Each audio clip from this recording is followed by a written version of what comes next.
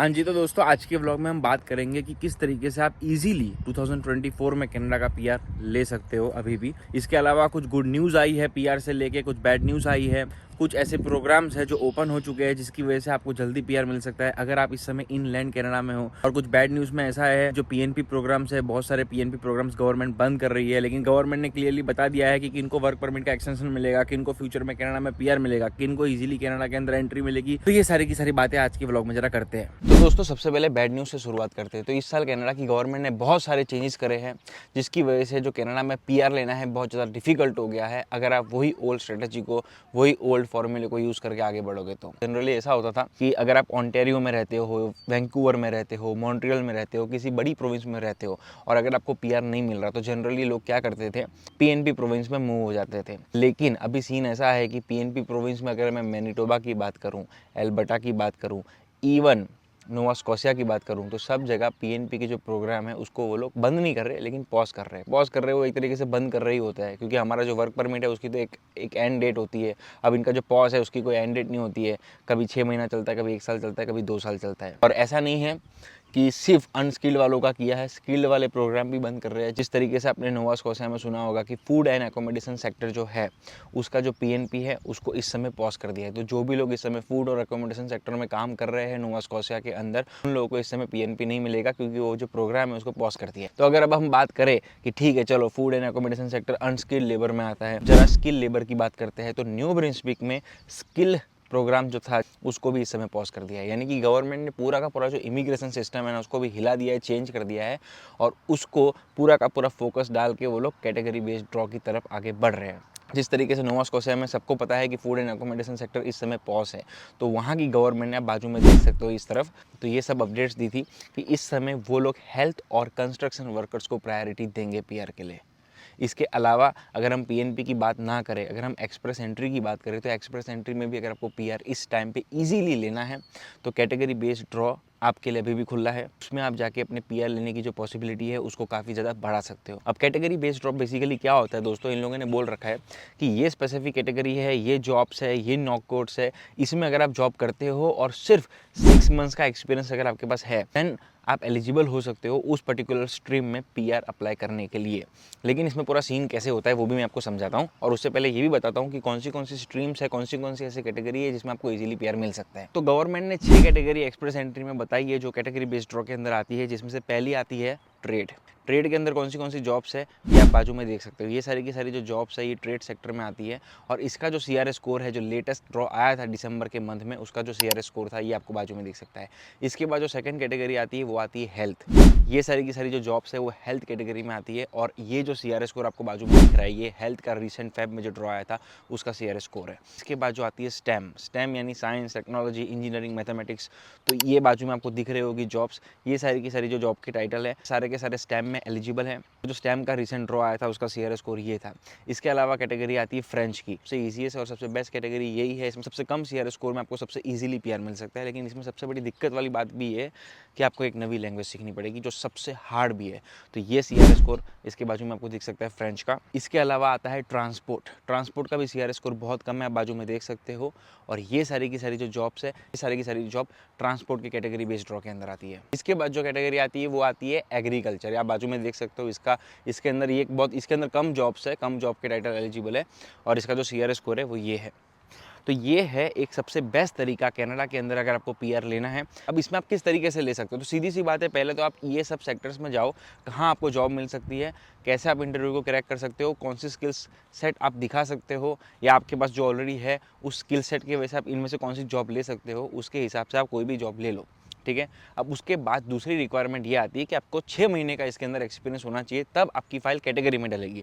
लेकिन 6 महीने का एक्सपीरियंस होना चाहिए इसका मतलब ऐसा बिल्कुल भी नहीं है कि हेल्थ सेक्टर में गए, आपने हेल्थ की कोई एक जॉब ढूंढी, आपको 6 महीना काम किया और फिर आपको तुरंत ही आपका उसमें पीआर हो जाएगा, ऐसा नहीं है। 6 महीने की एलिजिबिलिटी है, लेकिन सीआरएस स्कोर जो अपने एक्सप्रेस एंट्री की जो फाइल जब हम लगाते हैं तो उसमें आपको मिनिमम 1 साल का एक्सपीरियंस दिखाना पड़ता है। तो मान लीजिए कि इस टाइम पे आपके पास ऑलरेडी नॉक बी का 6 महीने का एक्सपीरियंस है कनाडा के अंदर और फिर उसके बाद आप 6 महीने का एक्सपीरियंस इन कैटेगरी में से से किसी एक कैटेगरी में अगर लेते हो तो 6 महीना प्लस 6 महीना 12 महीना आपका 1 साल का जो मिनिमम हमको एक्सप्रेस एंट्री में फाइल लगाने के लिए जो एक्सपीरियंस चाहिए होता है वो आपका फुलफिल हो जाएगा। और उसके अलावा आपके पास 6 महीने का इन कैटेगरी में अगर जॉब का एक्सपीरियंस है तो आप ऑटोमेटिकली कैटेगरी बेस्ड ड्रॉ के अंदर भी एलिजिबल हो जाओगे। तो नेक्स्ट टाइम अगर मान लीजिए आपके पास हेल्थ सेक्टर की जॉब है और हेल्थ का ड्रॉ आया और आपके पास 1 साल का मिनिमम एक्सपीरियंस है टोटल ओवरऑल जनरल, लेकिन साथ ही साथ 6 महीने का कैटेगरी बेस वाला एक्सपीरियंस है, देन आपको उसमें इन्विटेशन आने की जो पॉसिबिलिटी है बहुत ज़्यादा बढ़ जाती है। अब इसके अंदर जो 6 महीने का जो एक्सपीरियंस मांगा है उसमें ऐसा बिल्कुल भी नहीं लिखा है कि कनाडा के अंदर का एक्सपीरियंस होना चाहिए। ये जो 6 महीने का हेल्थ या फिर किसी भी कैटेगरी बेस्ड ड्रॉ में जो एक्सपीरियंस मांगा है वो इन कनाडा या अब्रॉड कहीं का भी चलेगा, लेकिन उसमें बात यह है कि वो कंटिन्यूस होना चाहिए। उसमें कोई ऐसा नहीं होना चाहिए कि आपने 2 महीना कहीं काम किया फिर छोड़ा, 1 महीने का गैप लिया फिर कहीं 2 महीना काम किया फिर छोड़ा, नहीं, नॉन स्टॉप शुरुआत से लेकर अंत तक 6 महीने का कंटिन्यूस एक्सपीरियंस होना चाहिए।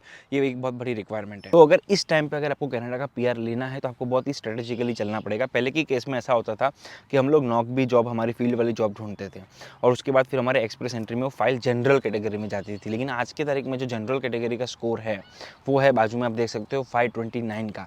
तो इसीलिए अगर आप जॉब ढूंढ ही रहे हो, जीरो से स्ट्रगल कर ही रहे हो, तो सबसे इंपॉर्टेंट ये है कि इन कैटेगरी में से किसी एक कैटेगरी में जॉब ढूंढो। क्योंकि ये कैटेगरी वाली जो जॉब्स मैं आपको दिखा रहा हूँ ना, ये ज़्यादातर नॉक ओ, नॉक ए, नॉक बी यानी कि टीयर 1 to 3 वाली जो होती है जो एलिजिबल, ये सारी की सारी जॉब्स वैसी जॉब्स है। तो इसमें आपको काम करने का फ़ायदा ये होगा कि ऑटोमेटिकली जनरल का नॉक बी का एक्सपीरियंस तो आपको मिल ही रहा है, यानी जनरल ड्रॉ के लिए तो आप एलिजिबल हो ही, लेकिन उसके साथ हेल्थ का जो 422 का रिसेंट ड्रॉ आया था, ट्रांसपोर्ट का 431 का जो रिसेंट ड्रॉ आया था, या फिर एग्रीकल्चर का या फिर स्टैम का 491 का जो रिसेंट ड्रॉ आया था, उसके अंदर भी आप एलिजिबल हो। यानी एक ही साथ एक ही जगह काम करके आप 2 जगह एलिजिबल हो सकते हो, जनरल में भी एलिजिबल हो सकते हो प्लस ये कैटेगरी बेस्ड ड्रॉ में भी एलिजिबल हो सकते हो। अब ये तो चलो एक फ़ायदे वाली बात होगी कि इसमें आपका पीआर मिलने की जो पॉसिबिलिटी बहुत ज़्यादा आपकी बढ़ जाती है। लेकिन इसमें दूसरी सबसे बड़ी फ़ायदे वाली बात ये है कि आज के तारीख में कितने सारे बच्चे ऐसे हैं, शायद हज़ारों में, जिनका इस साल 2024 में PGWP post graduate work permit expire होने वाला है और गवर्नमेंट ने क्लियरली बोला है कि हम आपको एक्सटेंड करके नहीं देंगे। लेकिन रिसेंटली मार्क मिलर जी का बाजू में आप देख सकते हो स्टेटमेंट आया था, उसमें उन्होंने बोला था कि जो लोग हेल्थ या फिर स्पेसिफिक ट्रेड में जॉब कर रहे हैं और अगर उनका वर्क परमिट एक्सपायर हो रहा है तो हम उनको एक्सटेंशन देंगे। तो ये बहुत बड़ी एक फ़ायदे वाली बात है कि इसमें आपको क्लियरली गवर्नमेंट के इंटेंशंस मालूम पड़ रहे हैं कि अगर आपके पास स्पेसिफिक हेल्थ में या फिर स्पेसिफिक ट्रेड में अगर आपके पास जॉब है तो इससे आपको ये फ़ायदा है कि आप कैटेगरी बेस्ड ड्रॉ में भी एलिजिबल हो सकते हो। प्लस अगर मान लीजिए अगर आपका ड्रॉ नहीं आ रहा है या फिर मान लीजिए ड्रॉ उसका भी हाई सीआरएस स्कोर का आया है, आपका सीआरएस स्कोर उतना नहीं हो रहा है, देन ऑल्सो आपका जो पीजीडब्ल्यूपी है उसको गवर्नमेंट एक्सटेंड करके दे सकती है। तो ये सबसे बड़ी एक बेनिफिट वाली बात है। और इसके अलावा हमको गवर्नमेंट के क्लियरली इंटेंशन भी दिख रहे हैं कि गवर्नमेंट चाहती है कि आप स्पेसिफिक ट्रेड में, हेल्थ में, स्टेम में, यहाँ सब जाके जॉब्स करो, इन कैटेगरीज में जाके जॉब करो, ठीक है। क्योंकि गवर्नमेंट को ये सारी की सारी रिक्वायरमेंट है इस टाइम पे। उनको नहीं चाहिए फूड एंड अकोमोडेशन में आपको, उनको ये नहीं चाहिए कि बच्चा टीम में काम करे, वहाँ से नौकरी का सुपरवाइजर का लेटर बनवा ले, वैसे लोग उनको नहीं चाहिए।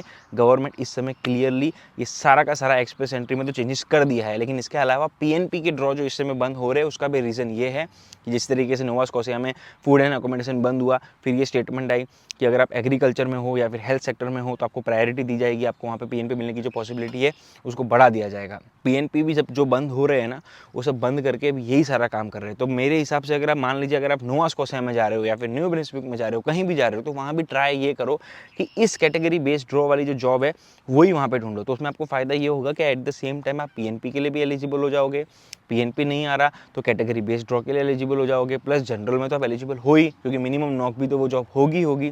तो इससे आपको ये फ़ायदा है। और अगर आप मान लीजिए किसी भी तरीके से पीआर नहीं हो रहा है, सीआरएस स्कोर आपका हाई है, सीआरएस स्कोर जो आ रहा है वो बहुत ज़्यादा हाई है और आपका सीआरएस स्कोर लो है, तो उस केस में आपको वर्क परमिट का एक्सटेंशन मिल सकता है अगर आपके पास हेल्थ या फिर स्पेसिफिक ट्रेड में जॉब है तो। अब मुझे पता है कि कनाडा के अंदर जॉब मिलना ही सबसे बड़ा मुश्किल वाला काम होता है, तो उसमें भी आप कैटेगरी वाली जॉब कैसे ढूंढे। तो भाई बात तो यही है, क्योंकि अगर आप मान लीजिए कोई भी ऐसी जॉब कर लोगे जिस तरीके से, लेट्स से अगर मैं नोवा स्कॉशिया का एग्जांपल लूँ, वहाँ पे जो लोग फूड एंड एकोमोडेशन सेक्टर में काम कर रहे थे, इतने सारे मेरे को डीएम आए हैं, किसी का 10 महीने का एक्सपीरियंस पूरा हो गया था, किसी का 11 महीने का एक्सपीरियंस पूरा हो गया था, वेट कर रहे थे जैसे ही 1 साल खत्म होगा वैसे ही वो लोग फाइल लगाएंगे पीएनपी की, और एकदम से न्यूज़ आती है कि इन लोगों ने फूड एंड एकोमोडेशन को पॉज कर दिया। तो उन लोगों का पूरा सब कुछ वेस्ट हो गया। एक तो पहली बात लेबर जॉब किया, वहाँ पे जाके मज़ा नहीं आया फूड सेक्टर में काम करके, और उसके बाद चलो मरते मरते काम किया भी, लेकिन ये उम्मीद से कि चलो उनको पीएनपी मिल जाएगा, लेकिन गवर्नमेंट ने पीएनपी का ऑप्शन ही उड़ा दिया, पीएनपी को पॉज कर दिया। तो इस टाइम पे स्मार्टली ही हमको प्ले करना है।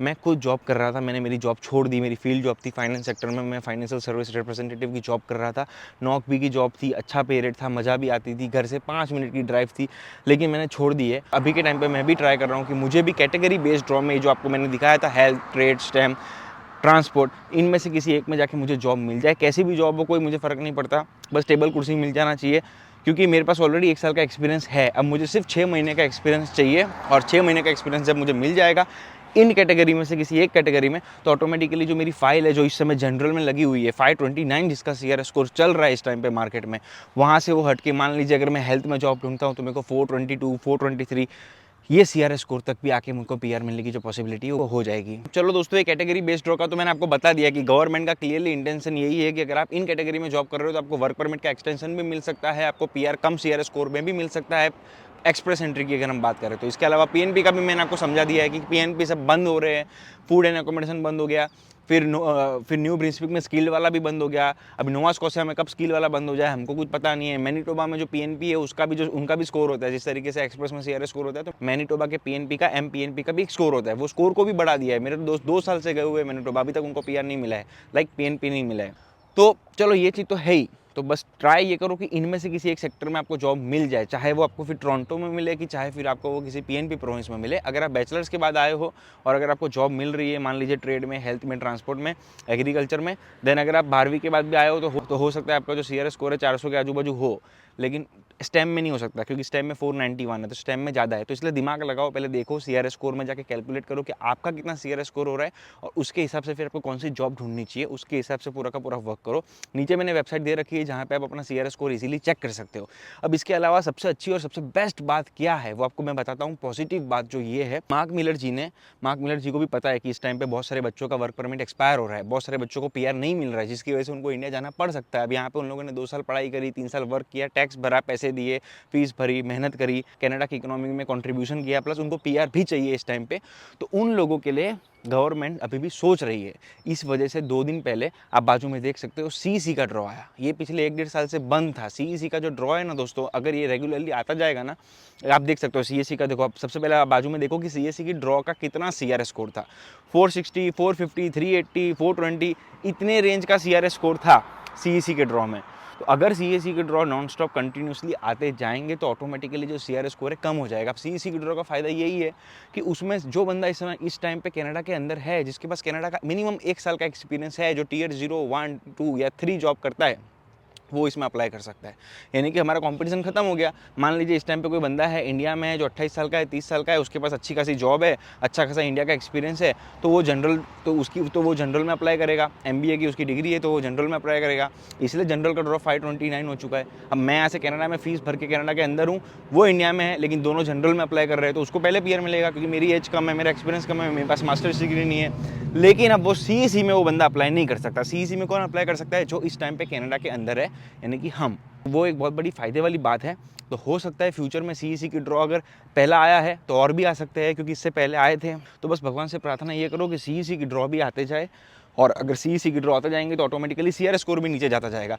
लेकिन अपना दिमाग चलाओ, जॉब ढूंढ ही रहे हो, ठीक है, तो ऐसी जॉब ढूंढो जो मिनिमम नॉक बी की हो, ताकि आप जनरल कैटेगरी में भी एलिजिबल हो जाओ। उसके अलावा फिर वो कैटेगरी बेस्ड ड्रॉ के अंदर भी आती हो, चाहे हेल्थ, ट्रेड, किसी भी सेक्टर में आती हो। और उसके अलावा अगर आप PNP प्रोविंस में जा रहे हो तो भाई वहाँ पे भी जाके इन्हीं सेक्टर में जॉब ढूंढो जो मोस्ट डिमांड में है वहाँ पे। तो इसकी वजह से आपको PR मिलने में भी दिक्कत नहीं आएगी, PNP मिलने में भी दिक्कत नहीं आएगी, और अपना जो वर्क परमिट है उसको एक्सटेंड करने में भी दिक्कत नहीं आएगी। तो स्मार्टली प्ले करो। मुझे पता है कि अगर आपकी इस टाइम पे अच्छी खासी कोई जॉब चल रही है, लेकिन उसमें आपको PR नहीं मिल पा रहा है, तो वो जॉब छोड़ के दूसरी जॉब लेना बहुत ज़्यादा डिफ़िकल्ट है। मैंने खुद ने किया है, रिज़ाइन किया है, जॉब ढूंढ रहा हूँ।